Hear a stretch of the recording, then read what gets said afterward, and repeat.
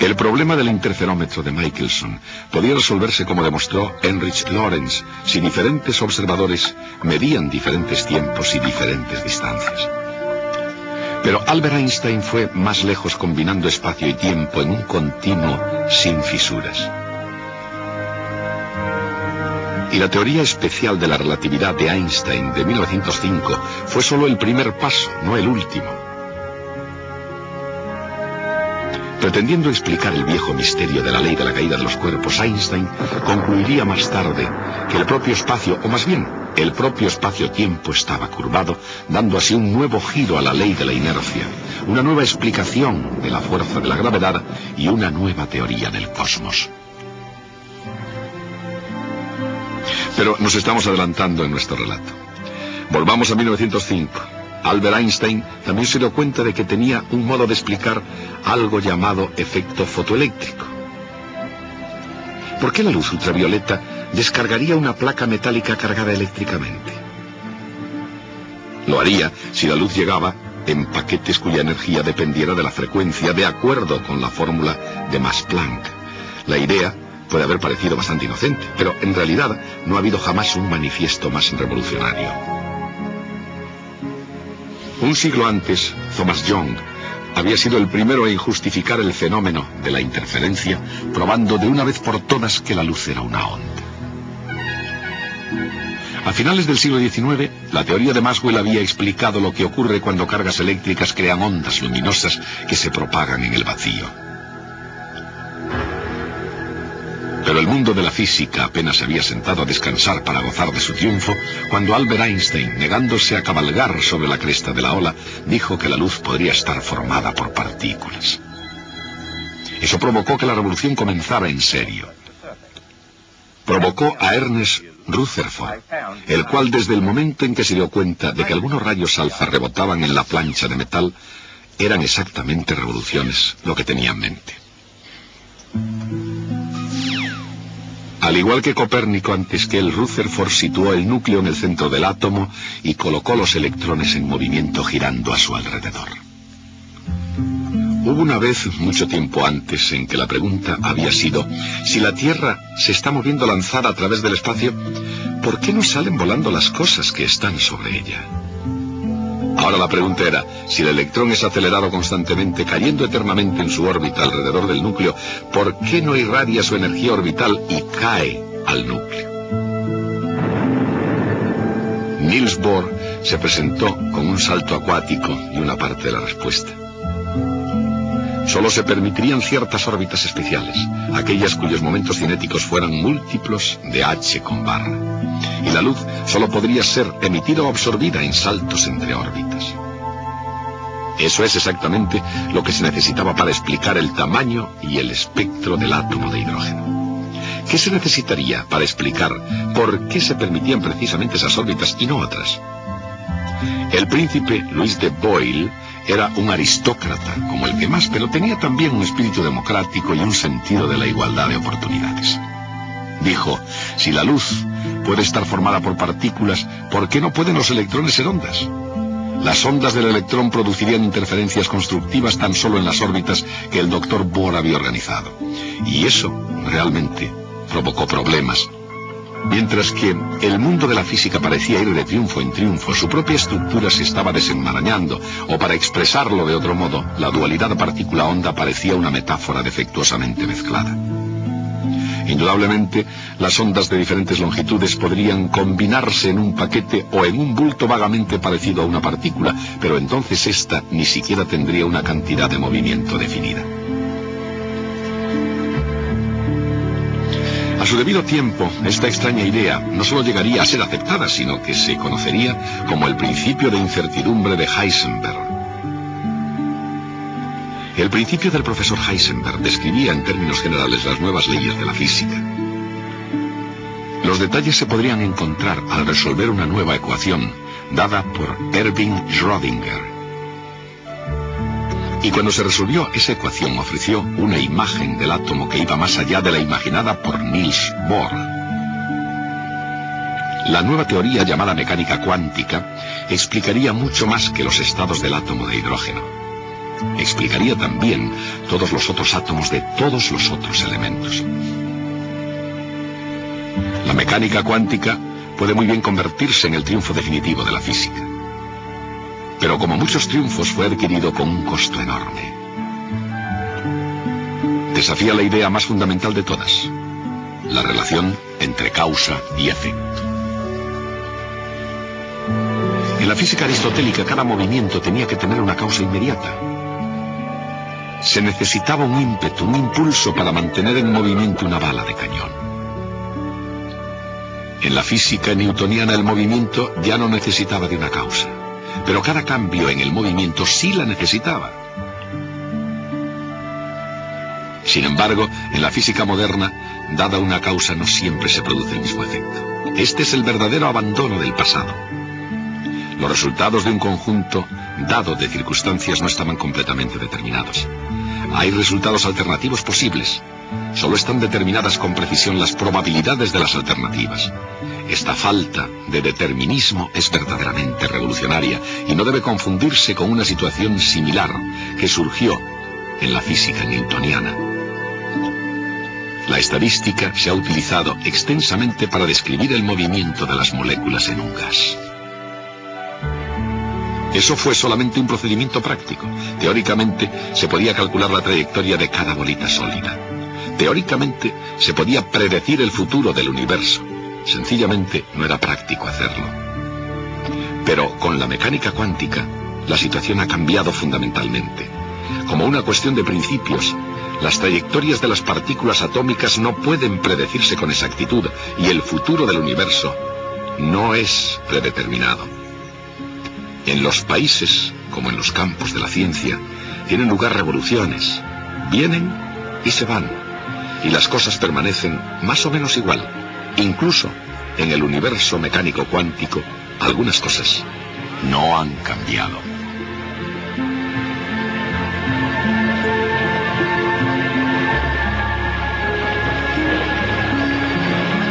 La energía se conserva, como siempre lo hizo. Y así la cantidad de movimiento.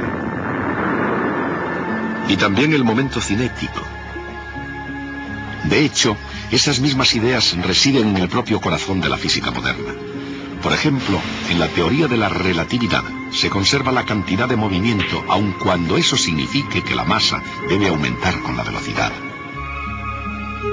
Y es precisamente por eso que energía es igual a m por c al cuadrado. Incluso Niels Bohr, a pesar de su audacia, no desafió la idea de que la energía se conserva siempre. Y la idea de energía sigue siendo fundamental incluso para las partículas fundamentales. Con respecto al momento cinético, la idea no solo guió a Niels Bohr, sino que surgió como un concepto central de la nueva física en que cada electrón, por no mencionar las otras partículas elementales, es un tipo de giróscopo mecánico cuántico. Y sin embargo, es difícil imaginar cambios más profundos que los originados por esas dos grandes revoluciones separadas solamente unos pocos cientos de años. Primero, las esferas de cristal de los antiguos se transformaron en una máquina racional perfectamente ordenada, el universo mecánico. Y luego, en un asombroso cambio de rumbo de los acontecimientos. El tiempo y el espacio, la materia y el movimiento, los émbolos y engranajes propios de la gran máquina se hicieron irreconocibles.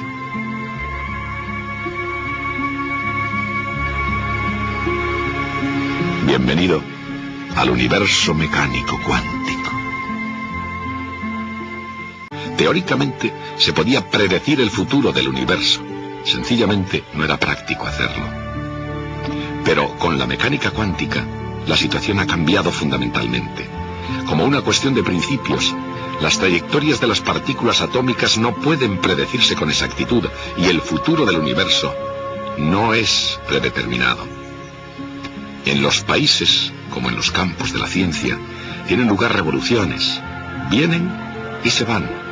Y las cosas permanecen más o menos igual. Incluso en el universo mecánico cuántico, algunas cosas no han cambiado.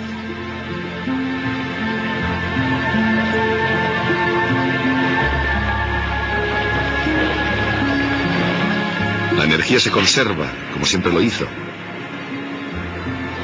Y así la cantidad de movimiento. Y también el momento cinético. De hecho, esas mismas ideas residen en el propio corazón de la física moderna. Por ejemplo, en la teoría de la relatividad se conserva la cantidad de movimiento, aun cuando eso signifique que la masa debe aumentar con la velocidad. Y es precisamente por eso que energía es igual a m por c al cuadrado. Incluso Niels Bohr, a pesar de su audacia, no desafió la idea de que la energía se conserva siempre. Y la idea de energía sigue siendo fundamental incluso para las partículas fundamentales. El problema del interferómetro de Michelson podía resolverse como demostró Heinrich Lorentz, si diferentes observadores medían diferentes tiempos y diferentes distancias. Pero Albert Einstein fue más lejos combinando espacio y tiempo en un continuo sin fisuras. Y la teoría especial de la relatividad de Einstein de 1905 fue solo el primer paso, no el último. Pretendiendo explicar el viejo misterio de la ley de la caída de los cuerpos, Einstein concluiría más tarde que el propio espacio, o más bien, el propio espacio-tiempo estaba curvado, dando así un nuevo giro a la ley de la inercia, una nueva explicación de la fuerza de la gravedad y una nueva teoría del cosmos. Pero nos estamos adelantando en nuestro relato. Volvamos a 1905. Albert Einstein también se dio cuenta de que tenía un modo de explicar algo llamado efecto fotoeléctrico. ¿Por qué la luz ultravioleta descargaría una placa metálica cargada eléctricamente? Lo haría si la luz llegaba en paquetes cuya energía dependiera de la frecuencia, de acuerdo con la fórmula de Max-Planck. La idea puede haber parecido bastante inocente, pero en realidad no ha habido jamás un manifiesto más revolucionario. Un siglo antes, Thomas Young había sido el primero en justificar el fenómeno de la interferencia, probando de una vez por todas que la luz era una onda. Al final, y el espectro del átomo de hidrógeno. ¿Qué se necesitaría para explicar por qué se permitían precisamente esas órbitas y no otras? El príncipe Louis de Boyle era un aristócrata como el que más, pero tenía también un espíritu democrático y un sentido de la igualdad de oportunidades. Dijo, si la luz puede estar formada por partículas, ¿por qué no pueden los electrones ser ondas? Las ondas del electrón producirían interferencias constructivas tan solo en las órbitas que el doctor Bohr había organizado. Y eso realmente provocó problemas. Mientras que el mundo de la física parecía ir de triunfo en triunfo, su propia estructura se estaba desenmarañando, o para expresarlo de otro modo, la dualidad partícula-onda parecía una metáfora defectuosamente mezclada. Indudablemente, las ondas de diferentes longitudes podrían combinarse en un paquete o en un bulto vagamente parecido a una partícula, pero entonces ésta ni siquiera tendría una cantidad de movimiento definida. A su debido tiempo, esta extraña idea no solo llegaría a ser aceptada, sino que se conocería como el principio de incertidumbre de Heisenberg. El principio del profesor Heisenberg describía en términos generales las nuevas leyes de la física. Los detalles se podrían encontrar al resolver una nueva ecuación dada por Erwin Schrödinger. Y cuando se resolvió esa ecuación ofreció una imagen del átomo que iba más allá de la imaginada por Niels Bohr. La nueva teoría llamada mecánica cuántica explicaría mucho más que los estados del átomo de hidrógeno. Explicaría también todos los otros átomos de todos los otros elementos. La mecánica cuántica puede muy bien convertirse en el triunfo definitivo de la física. Pero como muchos triunfos fue adquirido con un costo enorme. Desafía la idea más fundamental de todas, la relación entre causa y efecto. En la física aristotélica cada movimiento tenía que tener una causa inmediata. Se necesitaba un ímpetu, un impulso para mantener en movimiento una bala de cañón. En la física newtoniana el movimiento ya no necesitaba de una causa, pero cada cambio en el movimiento sí la necesitaba. Sin embargo, en la física moderna, dada una causa no siempre se produce el mismo efecto. Este es el verdadero abandono del pasado. Los resultados de un conjunto dado de circunstancias no estaban completamente determinados. Hay resultados alternativos posibles. Solo están determinadas con precisión las probabilidades de las alternativas. Esta falta de determinismo es verdaderamente revolucionaria y no debe confundirse con una situación similar que surgió en la física newtoniana. La estadística se ha utilizado extensamente para describir el movimiento de las moléculas en un gas. Eso fue solamente un procedimiento práctico. Teóricamente, se podía calcular la trayectoria de cada bolita sólida. A finales del siglo XIX, la teoría de Maxwell había explicado lo que ocurre cuando cargas eléctricas crean ondas luminosas que se propagan en el vacío. Pero el mundo de la física apenas se había sentado a descansar para gozar de su triunfo, cuando Albert Einstein, negándose a cabalgar sobre la cresta de la ola, dijo que la luz podría estar formada por partículas. Eso provocó que la revolución comenzara en serio. Provocó a Ernest Rutherford, el cual desde el momento en que se dio cuenta de que algunos rayos alfa rebotaban en la plancha de metal, eran exactamente revoluciones lo que tenía en mente. Al igual que Copérnico antes que él, Rutherford situó el núcleo en el centro del átomo y colocó los electrones en movimiento girando a su alrededor. Hubo una vez, mucho tiempo antes, en que la pregunta había sido: si la Tierra se está moviendo lanzada a través del espacio, ¿por qué no salen volando las cosas que están sobre ella? Ahora la pregunta era: si el electrón es acelerado constantemente, cayendo eternamente en su órbita alrededor del núcleo, ¿por qué no irradia su energía orbital y cae al núcleo? Niels Bohr se presentó con un salto acuático y una parte de la respuesta. Solo se permitirían ciertas órbitas especiales, aquellas cuyos momentos cinéticos fueran múltiplos de h con barra. Y la luz solo podría ser emitida o absorbida en saltos entre órbitas. Eso es exactamente lo que se necesitaba para explicar el tamaño